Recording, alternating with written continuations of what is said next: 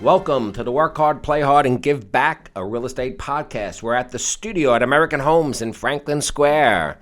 And today we have as our guest interview Lyndsey Gallagher, CFO of Coldwell Banker American Homes. Welcome to the show, Lyndsey. Thank you for having me. Absolutely. If you like what you're seeing here today, remember to like and subscribe to our podcast, okay? And don't forget, by the way, to stay for the drop the mic question at the end. It's always a lot of fun. So we're going to kind of jump in really fast here because I think we have a great story to share here. So for our audience, obviously you're a legacy candidate, daughter of the CEO of Coldwell Banker American Homes, Tom Gallagher. And since I obviously know you since you're a child, I mean literally 2 years old, right? Mm-hmm. So you have some unique exposure to the real estate business, really having grown up in it.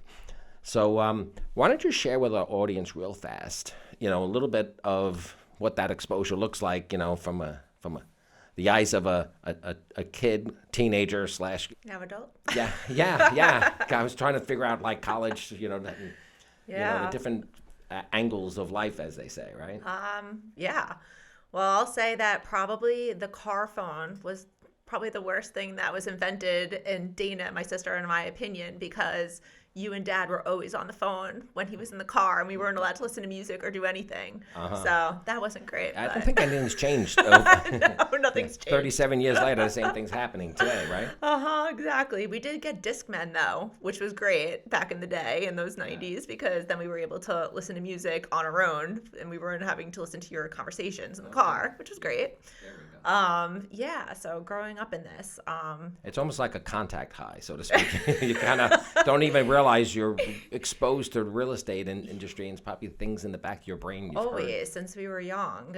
We always were hearing it, even if we didn't know what was going on and what was being spoken about. When a conversation was coming up in our everyday lives, we were able to, relate or understand because of all the things that we had heard since forever.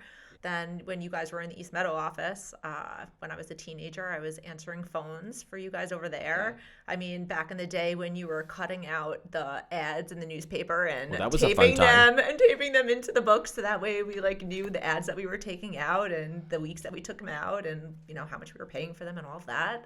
I was there. I was with you guys in Art Kaufman back in the day answering phones. I was in Merrick answering phones, and my exposure came pretty early. I think whenever you were allowed to start working, or even maybe before that, I was in the office answering phones and learning how it was to be in a company. Now, when did you get your real estate license exactly? I got my license when I was 19. Okay. So that was pushed by my father to go for that. I know. Can you believe shocked. it? Who wants to have their freshman year of college summer vacation start with going to real estate school? But I have to say, I have to thank him years later, because I do, 5 to 7 deals a year to, friends and family referrals and keep it going. Right. And I enjoy that aspect. It's nice to get out there and, be in it with people, and it's fun. But now, yes. Yeah. So from our audience, so they have an understanding. Your main role now as CFO, it's clearly in the back office. You're responsible of paying 1,000+ agents their commissions, their income, and correct. We have obviously 100+ employees. Yep. So there's a lot that's on Lyndsey Gallagher's shoulders. Yes. So and in your spare time, you still sell 5 to 7 houses. Correct. All right. So if I can do it, anyone can. There we go. No, it's just, you have to do time management and you make it work. Yes. And that's half the battle. Yeah. So right now you're running the entire financial side of Coldwell Banker American Homes as CFO. What was the moment you decided to step into the leadership role, and what's the greatest lesson you've learned from your dad, Tom, about the business? Well, I did learn that I will never be a human calculator like he is, and I don't know many that can. No. It still blows me away every time he's able to figure out numbers in his head within 15 seconds. Yes. You? I just can't get over it. He always holds that over me. I'm really good at math. Correct. And yet he's like Same. an idiot savant. Yes, I know he's going to hear this. I know. And if you take out a calculator, it's like he's looking down on you. You're like, what? He calculates, shames you, right? Oh my gosh. When did I decide to take on this role? Yeah. I had been in many aspects of the company, so I feel like I have come up from, answering phones and, helping with recruiting and helping with like newsletters and all of the different aspects of the company from years ago. Right. And you guys were acquiring a large number of offices at a time. And I was asked to, come in to figure out about, he was nervous about how the money was going to be handled. You guys both work so well together because you handle different areas of the business. Very much. And he was unsure if he was, going to be able to keep doing it all. So he wanted to kind of, I guess, prep me for that. Yes. By the way, one of my personal goals is to definitely recruit and develop more sales than the back office can figure out how to pay. I'd like to keep you guys a little overmatched. Yeah, a little overmatched if possible. But it's happened a couple of times, but we've come back down. But yeah. And I started with payroll, just of the employees originally. Yeah. And then we were moving into a new software system, and Tom Gallagher does not like change. No. So with that, I was learning the system. He was a little not reluctant to learn the system, but also I think that was his time to like let me shine and let my wings expand, and gave me that opportunity to see if I could handle it. And that's where I think it really happened. And I think that was around 2013-ish. Okay.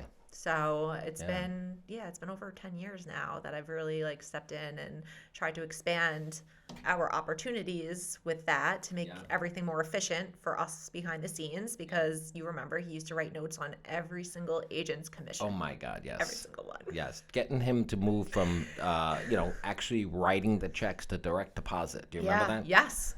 Yes. We have agents that span, literally live 100 miles apart in the company, and yet he wanted to have written paper checks or delivered with the notes, was handwritten notes on it. Handwritten notes, which is such a nice touch, and I give a lot of credit to that. But as you were growing, it was just becoming more impossible to do that. Exactly. I don't know if I would have won the direct deposit war. I think I eventually would have won that argument. I pushed that one. Yes, yes. And he always says you and I team up against him now. He does say that. Yes. I think he's right.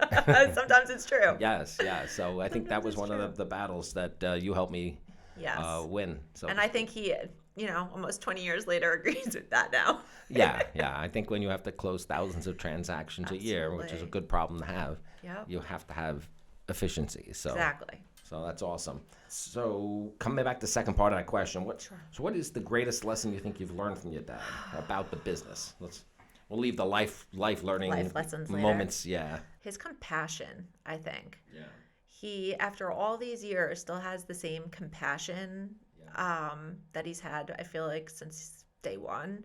Yeah. And I think living in this business, you could get beat down very easily, and somehow he still comes out with the compassion, and I give a lot of credit to that, because you could feel very defeated sometimes. Yeah, well, it's a hyper competitive business. It's very hyper competitive, and it's personal, and you take things personally. It's hard not to. You put your blood, sweat, and tears into something, but I'd probably say his compassion. Yeah. I think, and his business mind. He always is able to step back and really look at a whole situation instead of making an impulse decision. And I know one of his famous lines to me is, wait an hour and see if you feel that way in an hour. And then I remember one time I went to him and I was like, it's been 24 and I still feel the same way. He's like, okay, fine, then you can execute on it. But telling me to take a step back and really look at the whole picture. Well, instead of jumping on impulse. Sometimes, it's the impulse, it's the emotional response. It is. Which isn't always the right correct business response. Yep. So that takes a lesson. Yeah. So there's a little yin and yang with that, because I'm way more aggressive. So but that's that's why you guys work so well. Yeah, and he's been the one that pulls those reins back at times, Yep. So I totally get that one. Yep. And with the compassionate, we have Tom's alter ego. So there's Tom Gallagher, and then we have those T-Gal moments. Oh, yeah. Yes, that's the soft, compassionate side that comes out. So true. So you're one of the few who serve both as a high-level CFO and active real estate salesperson. So how does having your boots on the ground selling homes inform your decisions and strategies for the brokerage side? Well, it gives me the opportunity to be out there and to see like what is transpiring like out in the field. Right. So then I'm able to bring it back and either like help anyone in our company that also needs assistance with that. It allows me to make any kind of changes that I feel like need to be made within like our back end systems. Right. If I'm able to like, I'm seeing now I'm interacting with other agents and other companies, and we're talking about commissions. They'll talk about commissions. There was an agent that hadn't gotten paid for 2 weeks on a deal that I had paid our agent on. So she had actually, that agent from another company had said, I did a deal with so-and-so in your company. Did your agent get paid? I'm like, well, yeah, of course. Like I pay the agent. So of course they got paid. I still haven't gotten paid and it's 2 weeks. So I take that back and I say, all right, like I relay that information and say, we're doing a really great job here. Like we pay our agents as quickly as possible. And I think that's an amazing thing. I think, the feedback I get from my side, and I'm not on the payroll side, right? That's Tom and your baby over there. But the average industry is at least a week, and in an industry where agents are working on a deal for 3 months, 2 months, 3 months, 4 months, whatever it is, and finally get the damn thing to close, where they say, I'm finally going to get paid, and then the company that waits another week or two, leaving them in the wings. Yeah. So our goal is to pay them in 3 business days or less, but I will say kudos to you, because it's very rarely more than like 12 hours before an agent gets, the money deposited and stuff. And I really think that's a tremendous strength and strongly appreciated by the agent, on the American Homes team. So I don't see anyone in the industry doing anything close to that. Which, I give you guys a lot of credit for starting that from so long ago and carrying it through, as you grew. That's not an easy thing. Well, maintaining it in scale is definitely a trick as well. Absolutely. Yeah. So I'm not going to take credit for asking this question, but I do have some notes here. I'm going to kind of bring the committee. We have a podcast committee. Okay. And so the way the question's framed, Tom, if you're listening out there, so it says, now that you've been working with your father for the last 10 plus years in the back office, is he just napping behind his desk while you're doing all the heavy lifting? That's funny. There had been a time where I would walk into his office and I'd be like, "Are you just sitting there playing Words with Friends? What are you doing? What are you doing in there?" And it better not be agents that you're playing with. Yeah, like, who are you playing with? Stop distracting our agents. Listen, as time has gone on, he does come in a little bit later because he feels comfortable and he knows that, our back office is being handled. But when he's sitting behind that desk, he's always running some type of reporting numbers. He's always looking at something. So then all of a sudden I'll get an intercom call and be like, "Do you have a few minutes?" And I'm like, "A real true few minutes, or like, do I need an hour? Like, what are we going over here?" And he is in there working, but sometimes also, catching up on shows and playing some games, but then comes back to it. Yeah. But to his credit, he does have that analytical mind. So, he does. He'll come up with that vantage point, and Yep. so I know it's legendary, our conversations at 5 to 5. Yes. And stuff, but it's like when everyone else is slowing down, we finally get a chance to breathe, and we catch up, and we have our discussions. Boots on the ground in the street, so to speak. Sales side of it meets the analytical math side of it and stuff. So no, that is when you guys recap the day. Yeah, exactly. But we will say in the back office that when the phone rings 5 to 5 on a Friday, we're like, "No, it's Michael." Yes, it is. It's pretty much could be any day, though. It could be any day. You're correct. It's not limited Fridays. You are correct. Yeah. So from your vantage point, obviously you've been around our business. Tom and I have been together as partners closer to 38 years than 37 years now. So it's been a couple of decades. Yeah. Where do you see our company in the next 5 years from your vantage point? Oh, wow. I don't know. I like where we're at right now. I think that the Coldwell Banker acquisition just about 5 years ago was pretty huge. I think that was the biggest undertaking that our company had ever done. Yeah, I think when you'll you agree double- with me there. Well, we doubled the size of our company. During an insane time in real estate. Yeah, post-COVID. Oh, yeah. So I think that if we can do that, we can do anything, or at least me personally. Wait, don't but challenge I'm not me. challenging you. I kind of sense a challenge here. We do love a roll-in. A roll-in is great. Yes. Roll-in is great. Yeah. I think that we're in a really good place. I think that we have great agents. I think we have great offices and managers. And I think that we're in a good spot to see where we're headed. I know that you're always looking to grow. You know that I'm always a little hesitant because it makes me nervous. Right. But I know that you guys will never do anything that will put us in a bad situation. So I also trust you guys to make the best decisions for us. There we go. Well, you see the intense discussion that goes on behind the scenes. Yes. So it's not what someone hears on the street when it's announced. There's a ton of preparation and discussion that goes into every decision. So, months, sometimes years. Yes. A little on the side here, which is kind of interesting. So one of the things I'm most amused about is you get the industry news, so to speak, right? Yes. Which is agents chattering, so to speak, and Correct. sometimes even brokers, managers from other companies and what have you. Mm-hmm. And I'll hear blatant statements about our company that would have to have started with Tom and I, and we've never had that conversation, but it's repeated back to me as if it's happening tomorrow. I'm like, yeah, that's not true. Yeah. So it's interesting when you see the inside discussions and paths and vision, so to speak. So we've seen so much change in our industry. Yes. All right. So you've seen the change from your vantage point, and I'm definitely a few steps deeper into this business than you are. So we've seen technology come in and impact our industry, from the internet, just bringing the computers into it, to the internet, to GPS, to pictures of the houses. You didn't always have the pictures of the houses. So we've seen tremendous change, even from email to text messaging now to AI. So we continue to see that impact. But then we've had all the legal challenges to the industry. So what's a bigger impact on the business? I think I'd say AI right now is the biggest one currently. Okay. I see how it brings so much strength to the industry. I see that it's helpful in so many ways. Yeah. But then I also get a little bit nervous that it's taking out the authenticity of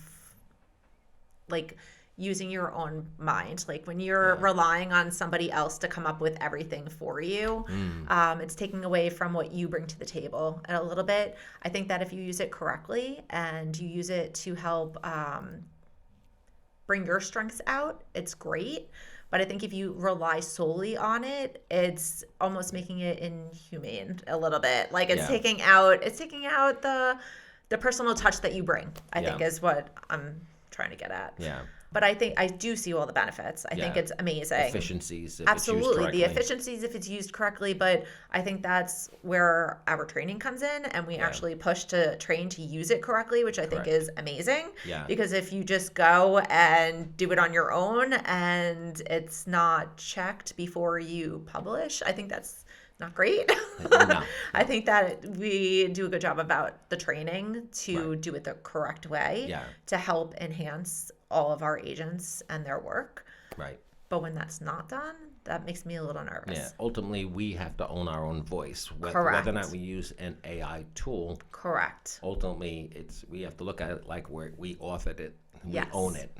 Correct. At the end of the day. So, in an industry known for slow payments, your process for handling agent commissions is famously efficient. So what's the core philosophy and technology that drives that kind of speed and operational excellence? So in 2013 or 14, we went on with a real estate software program that is geared towards all real estate sales. So I kind of customized our program to be the way that our company handles all processing. Right. So we were able to customize everything from the ground up. I created it with the programmers to make it so that way our company would be run as efficient as possible. Yeah. So it's great. It filters in with MLS, and we have a system in place with the managers when everything is cleared with the paperwork. That's always important. Paperwork needs to be cleared. Like, as long as your paperwork is good, you will get paid.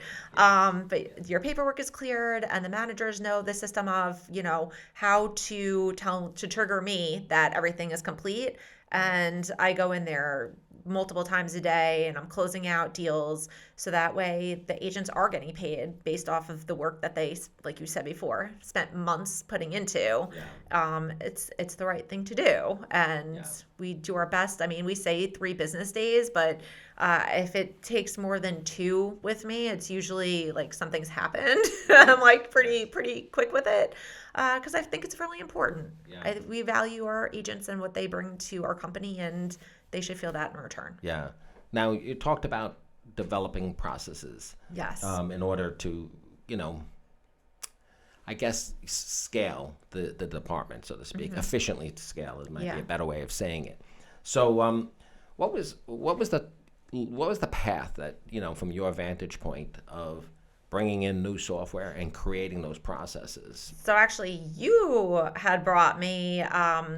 It was your idea. You had been going to, I think, like different technology fairs, and you had found a few different companies, and we sat on a bunch of different demos because when we were growing and we were looking at, how my father was paying everybody and writing physical checks. We were on direct deposit at that point, but he would still do like a not handwritten, but kind of handwritten breakdown of all of the commission statements. And with his chicken scratch that no one could read. That you couldn't even read. But it went a long way. Yeah. So we were looking at different systems, and we wanted to keep that same, like how the breakdowns came out, the commission statements, but we wanted to automate it for everybody. So we were able to find the program that we felt worked best for us. And we customized it according to our culture and the way we process as a company. You know what's interesting? It's having kind of obviously lived through this with you, is that when you start bringing in third-party software, it's typically brought to us by people who aren't in the real estate business. Correct. So it's always assumed how our business should work as opposed to how our business actually works. And the trick is really getting the software. It's not just getting the software, but it's getting it to customize the workflow in a common sense, practical approach. And I think that's what mattered to us most was this was a real estate company that were previously brokers, so they got it. And even though they work with the entire country, and New York functions very differently than pretty much everywhere else in the world. Thanks to that little thing we call attorneys. Oh yes, those attorneys. They were able to customize accordingly. Like, we don't hold escrow, but there's spots in the system for escrow. So I didn't need that. So we customized accordingly to work primarily with us. And that was so important because we need something and somebody that's able to work with us and actually knows our industry. You're so correct, because not everybody does. Yeah, exactly. Another world. Exactly. So it's really an interesting exercise, but it's a lot of work, and ultimately to get it right. But once you do, then the functionality is just so smooth that it was worth all the work it took to set it up. And we're still revising and revamping, and APIs come out constantly. We're changing, and it's changing with us instead of being forcing us to change. Correct. It's at least it's learning the industry, it knows the industry, and it's making the adjustments accordingly with us, which is super helpful. Very, very. So you have a great story about taking care of payroll while on vacation on a boat in Croatia. Can you share that story, and what does it reveal about your personal dedication to the agents and financial health of the company? Oh my goodness. So I was on Yacht Week in Croatia a couple of years ago. And as all my friends know, I will travel anywhere around the world with them. However, I always have to bring my laptop. And they've learned and accepted that, because I will be working from wherever I am. So yes, I was in the middle of the ocean in Croatia, and Adriatic or Mediterranean, where? Mediterranean. Yeah. And there was a full-on party going on our boat. And I was inside. All and hands I had, on deck except Lyndsey. And I had my laptop open. I had my glass of champagne. And I was just like paying everybody. And the party was going on around me. And yes, I did. I snapped a picture and sent it. So that way you knew.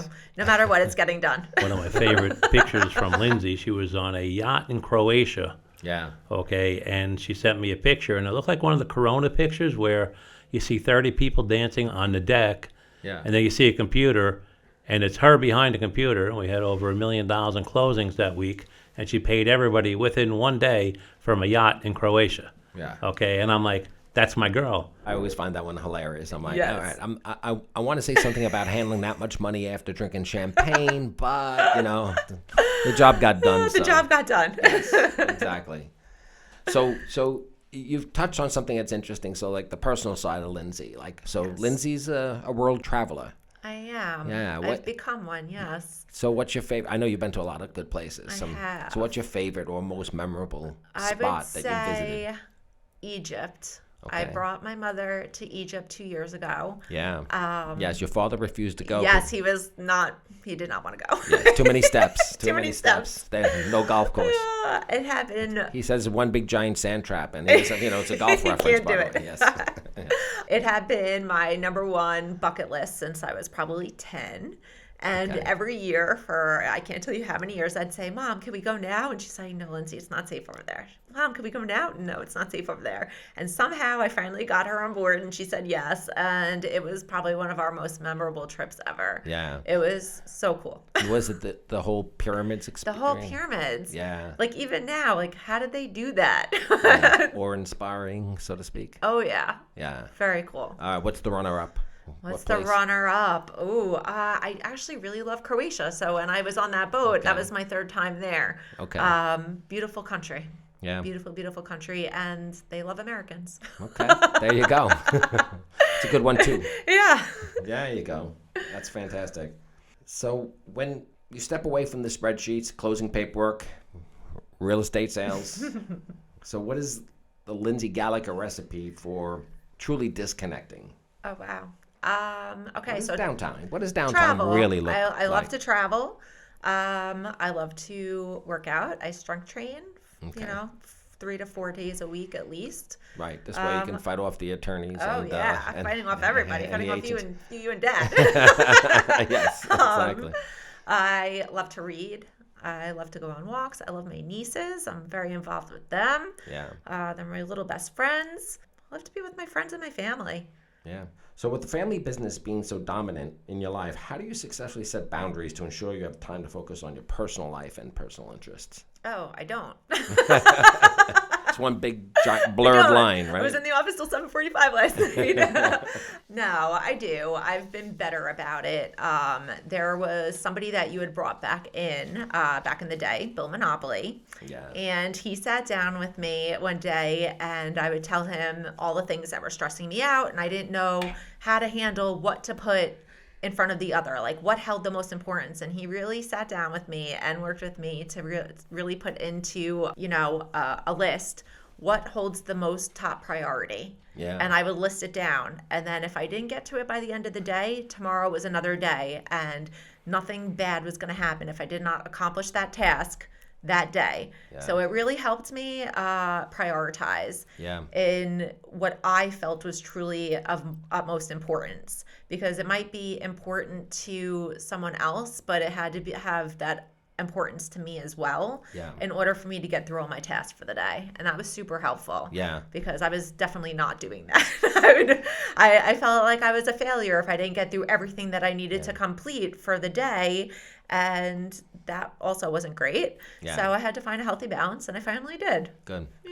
I mean, literally, we're in a business that really doesn't have boundaries because even for an agent, right, there's always another house to show another person to speak to, another issue going on, if you're doing it at a high level. Correct. So, it doesn't matter that it's a weekday, a weekend, a morning, afternoon, or evening, right? The phone's ringing at 7 a.m. The phone's ringing at 10 p.m. It's constant. So it is hard to set boundaries. Yeah. Shout out to Bill Monopoly. Right? Shout out to Bill I always thought it was Monopoly. great that a real estate business consultant would have the last name Monopoly, but that was his last name. So, I'll always give him credit for that. Yeah. No, he was a very good guy. And, over the years, having access and having cross paths with different people or having that opportunity to lean into like a business consultant. Correct. It's eye-opening because they can bring a fresh perspective. Correct. They don't see you every day. So they're able to give you an outside point of view, something that you or dad or anyone wouldn't be able to really see because they're living it with you. So you need like an outsider point of view. Also, they don't have any preconceived notions coming in. Correct. So it's a fresh pair of eyes, so to speak. So it's really, really helpful things like that we've done over the years. Yep.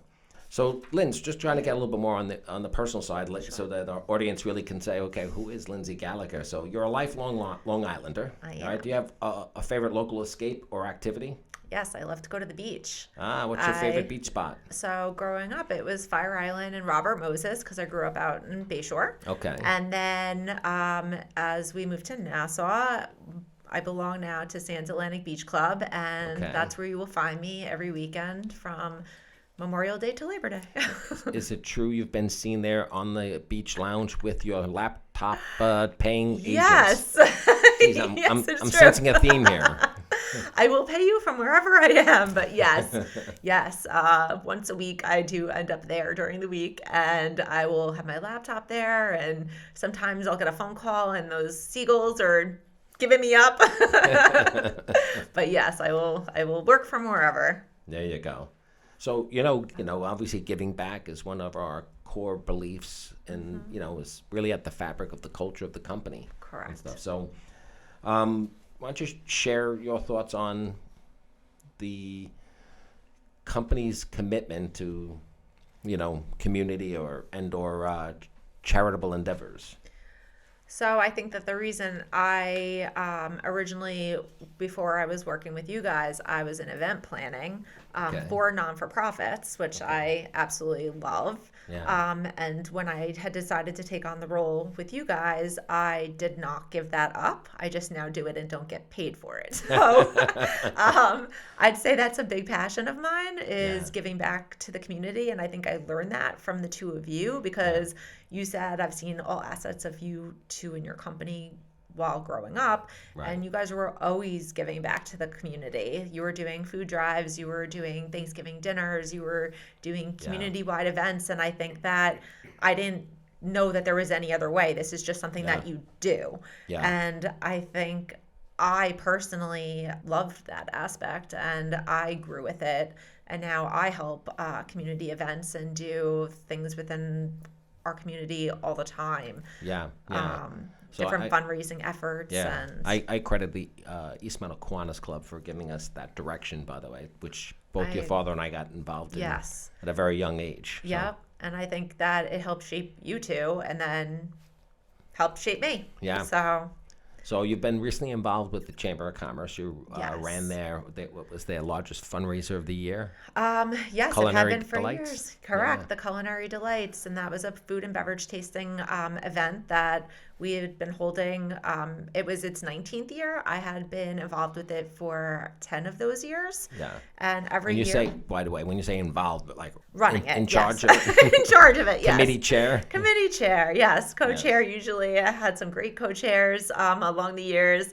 And we were trying to give back to the community and the restaurants because we have restaurants in all of our towns that are small businesses, and some of them have a really hard time, and we try and bring attention to them and show all the amazing things that they do in our community because they're constantly being hit up for donations for one fundraiser or another, and sometimes you need to remember and attend those places that are giving back to the community the way that they are. So we would do that, and it was a great time. But also turned out to be a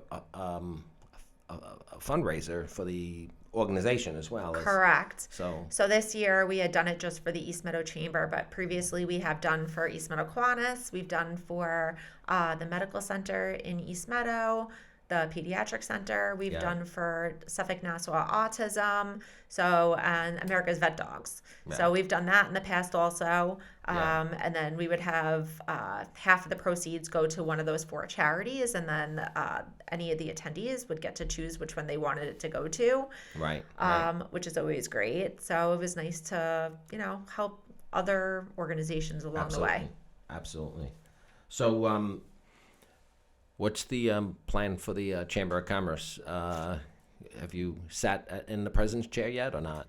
I have not sat in the president's chair. They're going to love hearing this because both your father and your father's partner for 37 have sat in that chair. You guys have both been president. I was treasurer for 3 years. Yeah. I currently sit on the board. Okay. And I have a running bet with Sir Ted Rosenthal that if he is Person of the Year, that I would be the president that year. And we are both very stubborn individuals, and apparently he is more stubborn than I, because I will not go back on a bet, but he will not accept. So I have not become president. Okay. So the reason behind that, go ahead. Ted, the official challenge is now recorded in the annals of time now. So the ball's in your court, Ted Rosenthal. But the reason behind me not being president was I always like to do things behind the scenes. I'm in the back office behind the scenes. I don't always like to be the face of everything. And if I were president, I feel like you'd be losing me for all of the behind the scenes things that I do. Yeah. And I think that I bring a lot to the table in that aspect. Oh, you so do. I didn't want to take away from that. So you're sure you're Tom Gallagher's daughter? I know. We're like in so many ways except for this. So many ways. We always have this running joke about Tom's never met a mic he didn't like it, except for me. Exactly. So you prefer the background, the people who do the heavy lifting, but don't always take the bow for it. So look, that's an important role.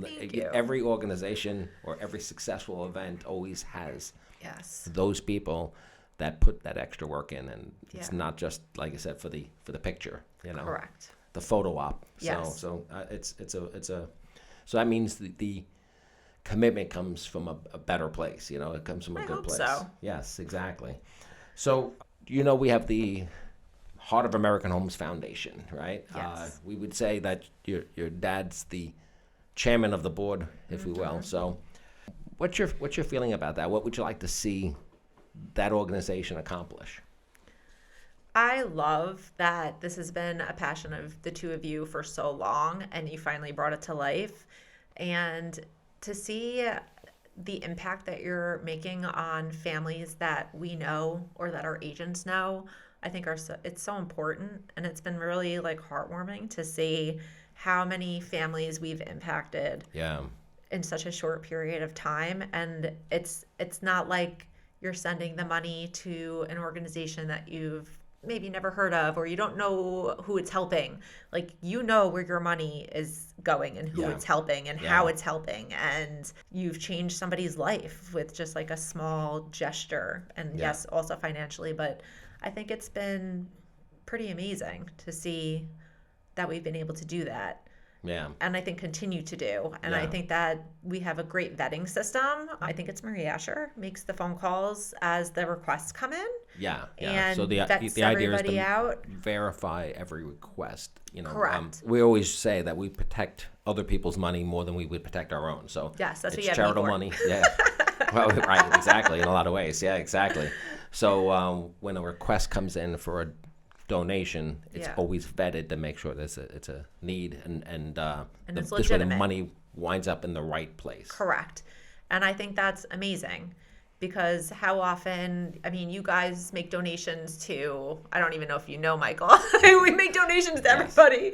Everybody that sends in a request, we're sending a donation. I get thanked a lot. And, and Tom just says, just shake nod. your head. It's not good. Because we get so many requests. Think about how many different towns that we're in, how many different PTAs and football teams, and lacrosse teams and cheerleading teams, and we're getting all the requests. Yeah. And of course we love supporting small, towns and everything that's what you guys stand for. Community focused. It's been a huge thing. And so now it's nice that you guys have your own foundation that you're able to help our family. Yes. It's like, because you consider all your agents and employees family. And yes. if it's not them, it's somebody that they know or somebody that they heard a story about. And I think that really hits home. And I think it puts, it sheds light on what you guys are really about. I really appreciate that vantage point. Now, officially, you're treasurer of the foundation. Correct. Okay. So it's an official tax exempt C-103. Yes, a 501c3. So it's interesting, and again, for our audience that isn't aware what the foundation does, it's when we say it's it's a truly charitable organization or foundation. There's really no expenses to it, so it's housed in our offices rent free. There's no employees. Every office nominates an agent or a member to sit on the board of directors. Correct. There's no overhead except for when we run any kind of event. Yeah, the cost of running a fundraiser, the cost of the fundraiser, and obviously, but 100% of the actual net proceeds does go back into the community. Absolutely. So that's tremendously impactful. So the commitment that we put into it yield the results that we do. So is there a specific story, so to speak, since you're obviously seeing some of the close-up things? I mean, it's super sad, the amount of young children that have passed and the parents aren't able to provide a funeral service or a burial for their child that has passed away. And we've contributed too many times to those, and those really touch home. I think that's difficult. I mean, for a parent in general, and then to not have the funds to be able to do that, we've done too many times. Yeah. So how do you think the overall success of Coldwell Banker American Homes translates into a better, stronger local community? I think your community involvement has added to your success. Yeah. I think that, this is, 38 years you guys have been together? Coming up on, And the hard work that I'm not saying that you guys don't put in hard work now, but the foundation that you guys built so early on and the fundamentals that you put into place 30 plus years ago, and you just kept on with it and building on it. Yeah. And I think that the community can rely on us a lot of the times for our, not even just financials, but also our participation. Yeah. And I think that's huge because we're all here for business and we're all here to make money and we're all here to succeed. But as far as the community involvement goes, I think that it has happened so naturally. It's not like you're out there publicizing, oh, hi, I'm Michael Litzner, Coldwell Banker American Homes, come use me. Like, that's not our approach. Right. And I think that because we're so involved in the community and so involved out there participating, it has come back tenfold. Yes. Personally, I think that's they call that karma, right? You know what? And you guys deserve some good karma. Yeah, why not? Couldn't happen to two nicer guys. Right? I keep saying, right, Tommy? Money is valuable, but so is your time. Yeah. And if you are able to give time and volunteer and bring something to the table, that's equally as important. Exactly. So if I can run with this idea real quickly, because we have a lot of agents who watch our show. So if there's one takeaway here is participate in the communities. Don't just be a name on a shelf. No. Participate. Show up and be a member. And the secret sauce, you just said it before, is as much as we give, it's amazing when you get in that lane, the karma brings it back to you. Yep. So you meet people, and your sphere of influence expands.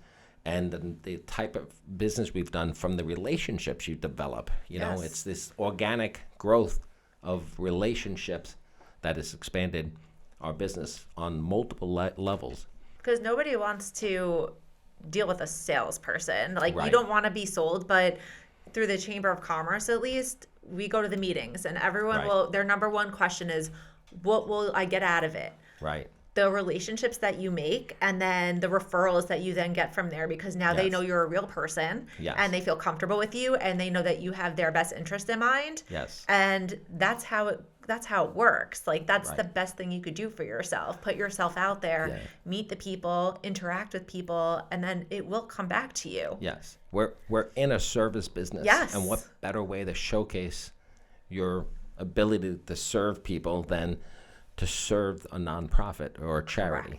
Correct. It's on display. It's Correct. a perfect And be opportunity. your genuine, authentic self, and Yeah. people see that. People Yeah. want to be with people that are like-minded, and Exactly. it comes back to you. Exactly. That's great. That's great information.